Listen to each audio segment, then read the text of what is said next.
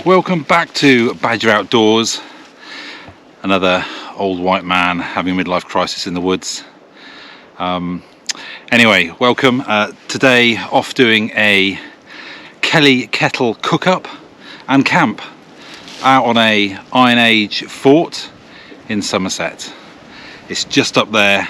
It's in these funky old woods. I don't know what sort of trees these are, but they are funky and spooky. They look like, it looks like some sort of witch's wood. Yeah, so we're heading up that way. So this is the entrance to the fort. Well, not really the entrance, but so here you've got one embankment, another embankment over there, and then the ditch that runs down. And it runs all the way around. It's an oval shape. Maybe put a 3D picture up of it, or 3D terrain map of it. So I've just come in from the east side. I'm going to head up into the fort itself. It also used to be, I think it was the Bronze Age barrow. I think they're barrows or burrows. Yeah, barrow I think it is. Which I'm guessing is some sort of burial ground, but yeah, but in the Iron Age this was a fort of some sort. Right, here's a really good spot. Nice and clear. There's lots of wood around. I'm not doing a big fire or anything.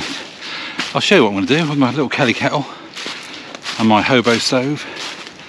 I'm quite looking forward to actually using them. I'll show you what they are if you haven't seen them before. But Kelly kettles are basically like a little chimney, a little rocket stove. Really efficient, boil water really quickly, just using wood. And I got two. I have one which I keep in the car and I haven't used yet. It's the larger one. I'll talk about them later on, but it's the larger one. It's a steel one.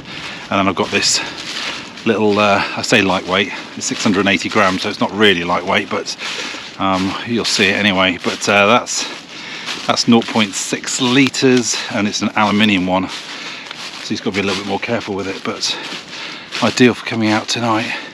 So I've dropped a flag at that location there, but I'm just going to have a wander down here and just get a little bit closer to the viewing area. So this is within the fort now. So there would have been, well, what was Iron Age? Was that wooden huts? No, it would have been stick, mud, that sort of thing. Right, there's the view. Now, hopefully there's no one there, and I'm probably going to have to drop my bag so that when I go in there and have a look, I'm not really obvious. So I'll probably do that. Get to the edge here just so I can see my bag, and then I'll just drop it off. And I'll show you the view, see if we can get the drone up.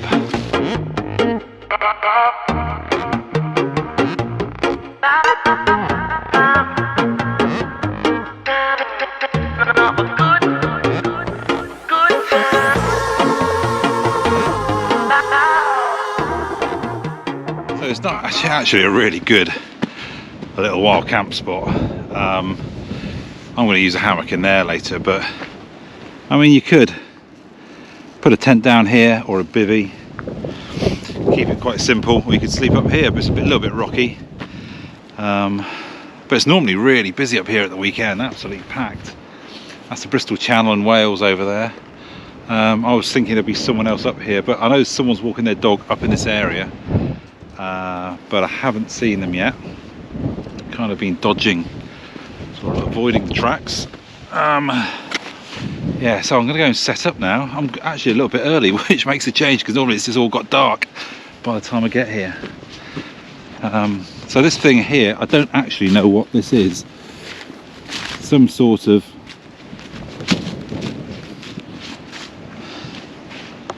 I don't know if it's a burial mound or not, but it's quite obvious from the air, and it's not. I never noticed it. I've been up here a few times, never actually noticed it there. But yeah, it's quite obvious now, and it's certainly on the 3D maps.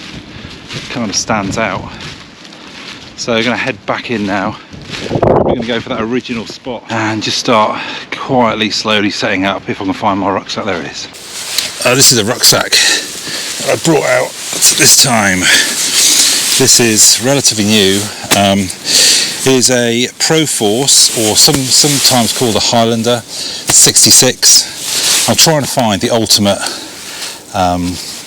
wild camping setup in terms of rucksacks. And for me, when I was cycling or doing a lot of cycling, it was like saddles. I was constantly changing, trying to get that saddle that was just right, that could get me over 100 miles without any pain. And rucksacks are starting to become a very similar thing. So I do have 3 rucksacks for wild camping, a couple for hiking, and the ones I use for wild camping is the Forces 44, which I've probably done before in a video. This one, which is a 66, which I think is just about right for most of my stuff. And then I've got the 100-litre Bergen, the Snug Pack Bergen. And what I had before was the 44 and the 100-litre Bergen. And there was now you could take the pockets off the Bergen, admittedly, but I wanted something a little bit more, with a few more compartments and a little bit more stowage to strap things on the bottom, and on the bottom, right at the bottom, or on the front of the bottom, if you know what I mean. Just a few more features to it. So I spent a long time looking, and this is what I came up with, but I'll be honest, it isn't there. And the reason it isn't there is because of these pockets, and I'll probably do a short video just to show you why it's just not perfect. It's almost there, but not quite. And I think 65 litres is 66 litres is just about right. Between 65 litres, I think is a good sweet spot for wild camping in the UK.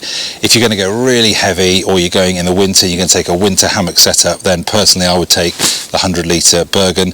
And in the summer, particularly if I'm walking out of an urban area, I take that 44-litre because it looks small, it doesn't look too obvious. Getting out of a car in a residential area, and it's grey. It doesn't look, it doesn't look like you're going wild camping. Whereas this, particularly with this jacket, does look a little bit sus.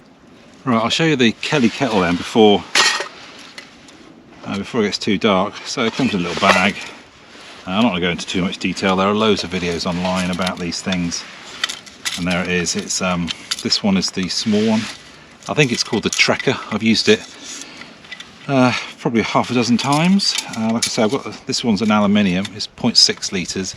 You can get a 1.2 litre, which is I think the Scout, and then a 1.6 litre, which is the base camp, which is the one I've got in steel, which I keep in the car. And yeah, it comes with this. It's basically a bit like a flask, except it's got a hole into the vacuum area. So this is a almost like a little sleeve that goes around. So there's an inner chimney and an outer chimney, and around it there's this sleeve where the water goes in. And this is like a whistle, effectively, if you've got the green one. So you can leave this in while it's cooking, making sure it's pointing down, so the steam comes out the bottom and not into your face. And if you've got an orange cap, get one with an orange cap or a cork. Never boil it with them in, because they do blow out, and they can spray boiling water. And there you see inside, and that's it really. And the flame comes out the top, and I'll show you the rest.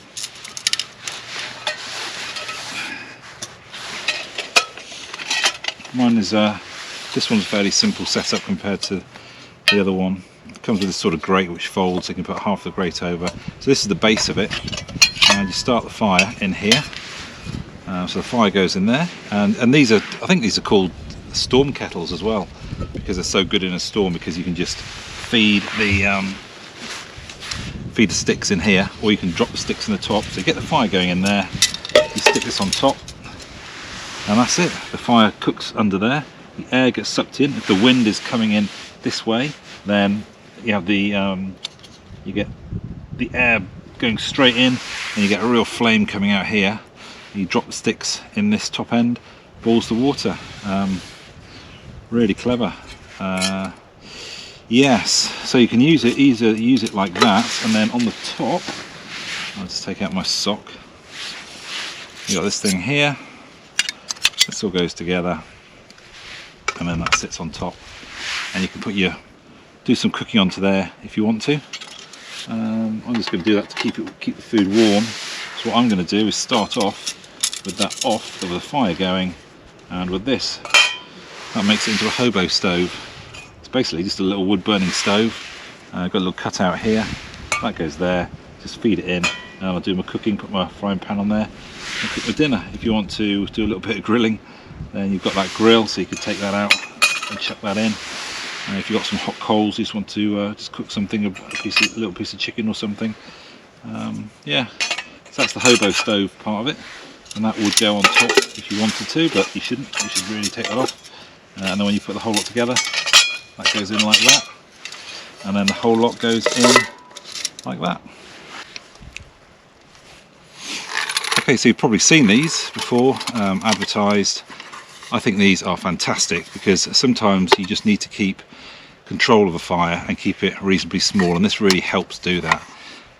This one is a little bit knackered, a little bit bent over. It's not doing well. They normally come with little feet on the bottom here which stick out. I think it was just riveted on. Little feet stick out, but they're just riveted on. They don't fold or anything, and so putting them into your rucksack is a real pain in the ass. They just catch on everything. So I basically took them off. It lets a little bit more air get in, and then what I do, I get a couple of bricks, stones, and I just hold those underneath, maybe some sticks jammed in just to hold it, and then yeah, it just opens up. You can keep all your kindling and stuff like that, all your little your dry stuff to get the fire going, keep all that inside there. When you're stored, open it up and you're ready to go. And what you can do, if you get some nice hot coals just in the middle, and if you've got some gloves, I suspect, you can close this down a little bit, have it like that, and as long as this is not quite slightly in from the vertical, I find that I can just put a frying pan or something on there and just cook away a little bit. Or you could put a grate on there. You can just open it up a little bit, stick a grate on top, and just get, do a bit of cooking. So I found this really handy. It's had some issues with some of these little leaves in the past, and it is starting to warp a little bit on the bottom. It's had a lot of use, but yeah, if you're looking for something that will just allow you to do a fire but not have to go over the top then with a big fire and scrape the ground out and everything, these are really good. And then once you've finished, all the ash is just almost all the ash is in here, and it's all cooled down, and you can just pour your water in and you really do get it swilled round and cooled off. So right, the next bit of kit which I think is worth mentioning is this table. I just wanted something. I've got a really lightweight table which clips together and has these aluminium very thin legs which snap on, and it's really fairly ultralight and quite handy. I've then got a much bigger one which is everything clips together, folds out, and then you connect a big top to it, and it's about that high off the ground, and it's quite big, and it's great for camping if you're really going heavy. But this here is something that I got an idea from my brother, who got one. I've seen some of them on other people's YouTube channels. They're effectively, if you go to a fishing shop, and I've now learned that if you want to do wild camping, almost the ultimate wild campers are fishermen who stay out routinely overnight. They don't like spending a lot of money because they've already spent a lot of money on their fishing gear, and so this is the sort of thing they're after. It's made of metal, which is great because you can put your hot stuff down onto here without having to worry about it. You can put your alcohol stove on here, not have to worry about it. The legs are just riveted on, they fold down, so it folds down, it's reasonably good. That slides into the back of my pack, so into your rucksack. At the back, sometimes you've got a bladder sleeve, you can just slide that down into the bladder sleeve. It really doesn't weigh that much, and I'm being really impressed with it. It's sturdy as hell, and there you go. I can't question it. It cost me £15. How can I go wrong with that? £15 for this. I've used it about 5-6 times now, and it's just been stellar. Great bit of kit. Right, final little bit of kit, and you'll have probably seen my video on saws, and you'll know I love my Silkies, and I love my saws really as well. I like the Laplander. Laplander is a fantastic saw. Laplander is better for beginners. It's cheaper. It's made of mild steel. It's very flexible, so this blade will bend really well on a Laplander. This one doesn't bend anywhere near as much, and particularly if you are not careful with how you cut this, you'll snap the tip off. Certainly the Gomboys, but you'll snap the tip off very easily. This to me is I think my ultimate wild camping saw. The Silky Gomboy. I don't think there's any real comparison. And the Outlander, or this is the Outback, isn't it? I can't remember what they call these. Outlander, Outback is the top of the range one. probably don't need to spend this sort of money on them. You can just get a standard one. But the size is just perfect for in the UK for everything I want to do. Almost always 80% this thing will do it. The big boy is the next one up, and it's just too, it's big and it's good in the winter, and I do like taking it, but this is my real go-to. And if you're new to it, and then there's a very good argument to say the Laplander is better, which I've had as well, and it was a very nice saw, but it just doesn't really compare to this. The one thing I don't like about this is that it doesn't lock shut. And I think I've said before in my last video that if you put it into your rucksack incorrectly and this screw is a little bit loose and this flops open, that is a mousetrap waiting to happen. So what I've done, I've got a piece of elastic, I've just done a fisherman's knot on the end, and then I just slip that over, there we go, over the end there, and it's not fail safe at all. You know, it's not going to come out by accident. That's pretty rigid, and if I really pulled it I can get it out, but it needs a fair bit of force. So a nice little hack if you want to do that with your Silky, just to keep it that little bit safer. Bit of elastic, fisherman's knot on there, keep it quite tight, and I think that's a nice little hack. I don't have many of my own.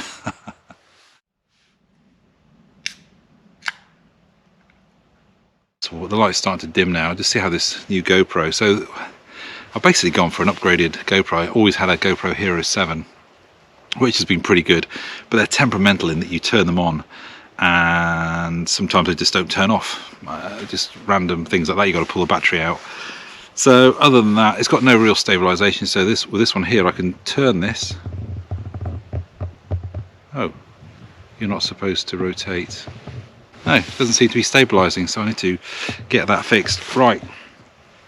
Yeah, so this is a GoPro Hero 11 with the medium mod, so I don't have to have a big bit of sponge all over it. It's got a decent mic. I've then got a what they call the go-to wireless thing, so it just connects into here, which is great. And then I've got a little light which connects onto here as well, so I can actually film things at night. And then I've got a media stand which this thing can go on if I need to, but I can also put a bigger light on there so I can actually light the area up at night. But clearly I'm not going to do that until I'm convinced that no one's going to be around otherwise. Yeah, I mean, it's not just going to be moths that are coming to see me.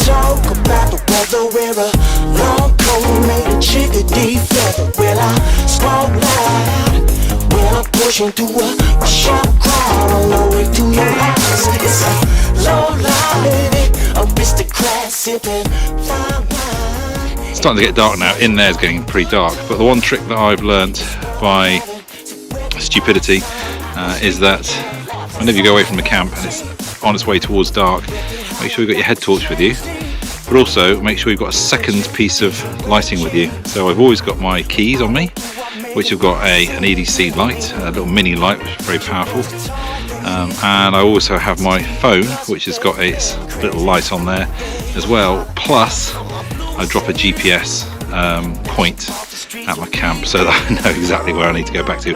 So I've been there before where I've set off to go and get some wood, one light, the light's gone out, and I spent 45 minutes from my location just moving out as far as I thought. You know, I thought I'm only 5 minutes walking away, so set out, come back, angle off again, set out, come back. It took me 45 minutes to get back. So I've learned that lesson. I'm free now. We're going to go and light the Kelly Kettle. Right, what we've got is some fat wood. So I've got this, got a bit of, is this cheating? There's a little bit of cotton wool on there. But yeah, so this fat wood I got just down there about 45 minutes, absolutely loads of sticks of it. I've been hunting for about 18 months to get some decent fat wood and lots of it, and I found a great source. So sticky as hell, and this stuff is.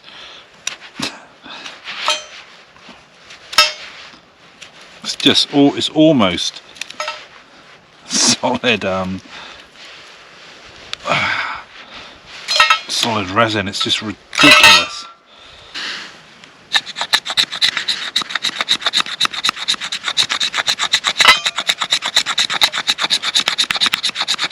Dip that in.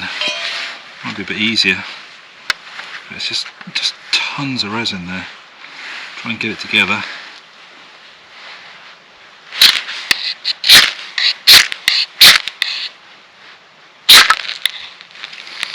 I was just caught there. There's a bit of cotton wool there. That is not really what I was after. Oh, it's going out. That's good. That's good. That's good. See if we can get this resin going. Oh, what the hell. Take whatever I can get. Go on then. Let's get that resin on there. Beautiful. It's going quite nicely now. Okay. Put that on. Tip all that in. Oh man, I can smell it. Man, I can smell that. Alright, let's get some twigs on. I'm not sure how good these twigs are really, if I'm honest. Okay, hopefully this will get going. So yeah, I'm still learning with fat wood. So there's two little holes down there. Are great. The wind is coming in here, and every now and then it comes in and really gets it all going. But it's actually harder. I'm finding it harder than a basic fire where you can just chuck stuff on. This you've got to continually keep the thing fed. Okay, hobo stove is ready, but what I've noticed is you've got to feed this thing like a little baby. This is constant attention. Anyway, we'll get this going and see how we go. Okay, so we've got a piece of lamb in there. There's some chorizo, mushroom, a little bit. Put that down. Stuff in.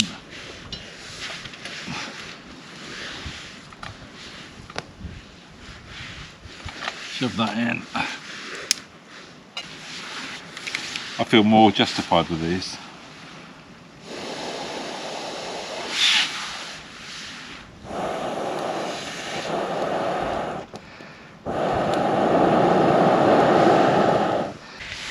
So Kelly Kettle will take 3 to 5 minutes to boil water, and you can't cook on the top. You can't keep the thing going and not have the water in there. So I'm going to have to keep that going.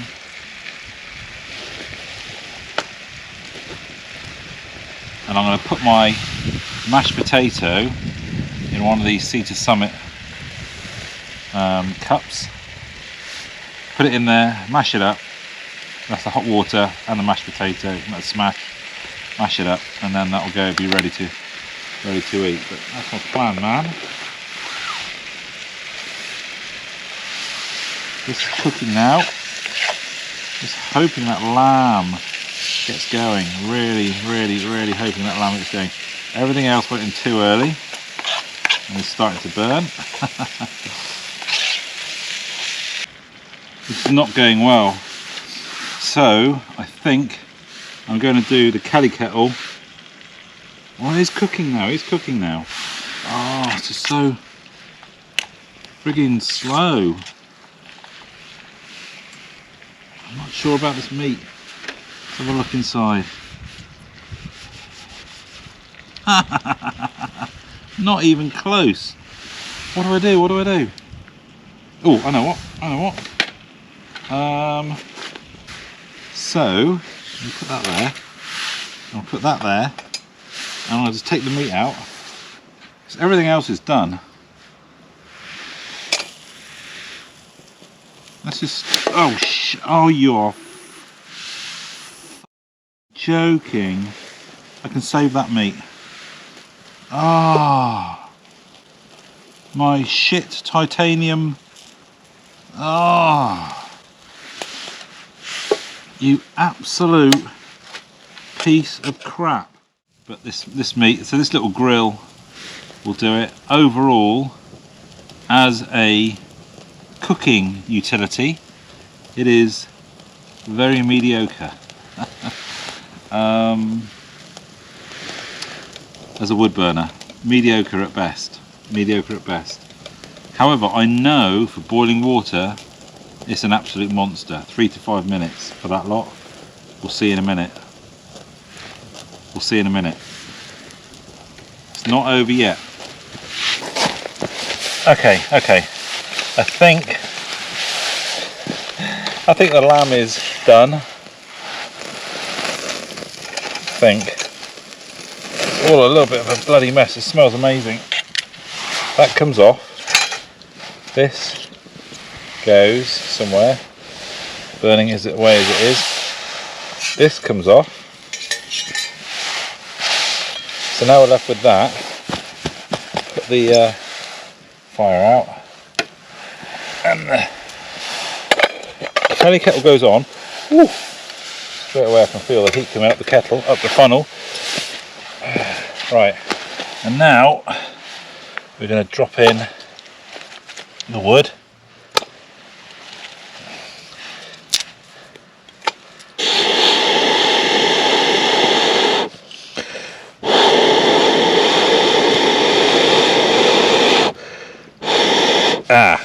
I need this bit here to put on the top. Right, how am I going to do that then? Ooh. Oh, like a bloody fireworks show. It's meant to boil water really quick with wood, and it does. I think it's amazing at that, as we're about to see.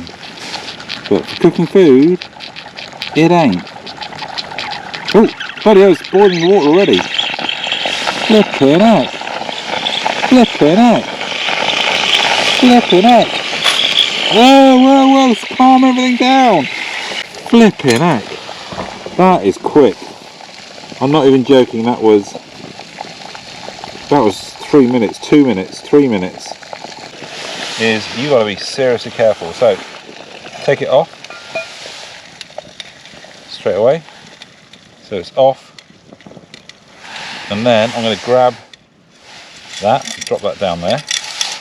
Ow, bugger. And I'm going to pour that into my mashed potato and leave it there. No, it's all gone wrong. Right, I'm just going to eat this now.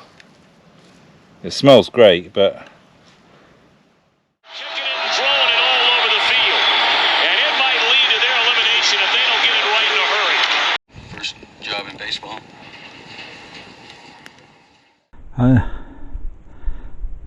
I can hear you.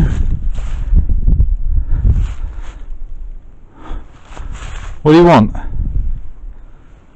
But thank God I had some night vision. This is a clue for a video that I'm hopefully gonna do fairly soon.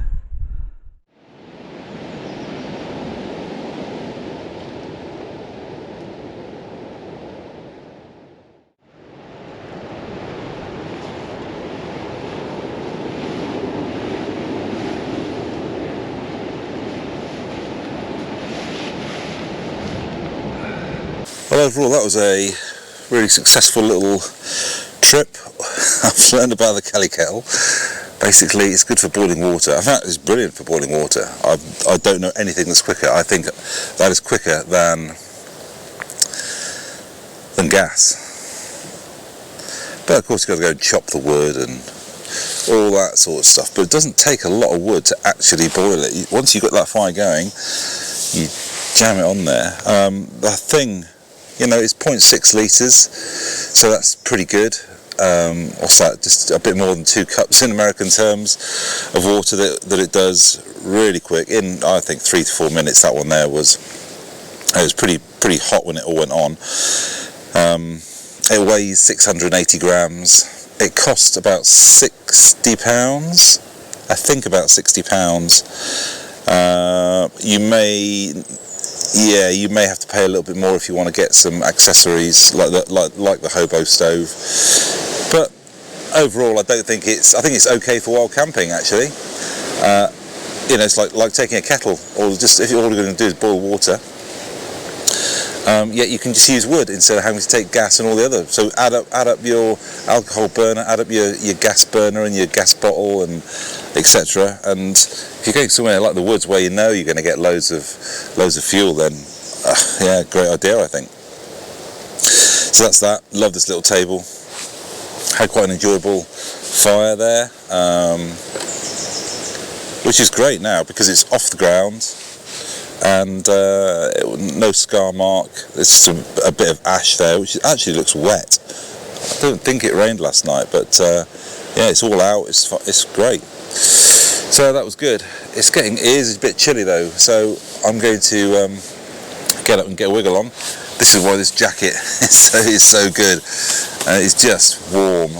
I've had it down at -6 over the winter, and yeah, no problem. If you ever watch Gareth and Stacey, Gareth and Zoe on YouTube, they've got a couple of these. I wish I'd got the plain green one because it could have blended in a little bit better. You know, if I go walk through town or something like that with it on, that does not really blend in. It looks a little bit military, and because I'm in the military, that's uncool, I think. Really. This is good. My what's it called? Flex tail gear. I'll show it you. Oh, no, I do have another flex tail. So this is the flex tail gear, and the reason I particularly like this, so I do have another one of these, which I regret. The other one I've got is just the blower, and it had some weird button that was, you double tapped it to turn it on and turn it off, and then you'd have to press and hold it to turn it off, and the whole thing was just confusing. I was like, when is it how do you turn this thing on? And I can just imagine, you know, you're making a noise, you quickly want to turn it off, and you can't get the thing to turn off, and all it does was a blower. Whereas this allows me to charge my phone from it. It's a light and it's a blower. So really this is for the fire and a light and a battery. It's about 3,000 milliamp hours or something like that, 3,500. So really that's another really good item which I'm quite chuffed with. Alright, just about set up. I think it rained last night because, I mean, the fire, I didn't really have to douse that out, it was just cool already. And the bottom of my hammock down there was a little bit wet. It just felt wet. So I think it might have rained a little bit last night and I just slept through it. That's, yeah, not ideal. I'm gonna have to dry that out when I get back. I can start hearing people now, so they can't be far away. The dog walkers will be the first lot out, and then it'll be the families. I want to go off-road, avoid the tracks and trails, and just drop straight down to the car. Oh, I've got to show you this bag. So this is the bag that I got recently. You know, I got it for 60 quid, down from 100. I got it second hand, although it's not been used. And I particularly wanted the separate bottom to the top compartment, so you can split that. You've got the zip in there to go and get into it. And this is what I was after: is a system where I can strap something here. I can also strap something to the bottom. So this bag does most of the things that I want. A little marker stain on there. But the thing that is awful about it are these, excuse my language, zips. Look, you've got to really pull this back. I guess it's some sort of storm protection so the rain washes over and doesn't go over the zips, but Jesus, it really makes unzipping things really difficult. These zips do not run smoothly as it is, and these, I just don't get it. It's absolute crap. It's the same on these as well. I don't even bother doing this one up, so it'll go over, but it's a tight squeeze, and this is just a 32 ounce 900ml bottle. This just gets right in the way. I just want to rip it off. Absolute shite. So I'm desperate to get the right bag, and this has everything that I want in there, the right size, everything, but those pockets do my head in. Shite. I should have known, because my other ones on my 44, the Forces 44, are similar, but those pockets are bigger, and it's a little bit of a pain, but because they're big I can get stuff in. But these pockets are really tight, and while they're wide, they don't expand out. There's no real expansion, so its days are numbered.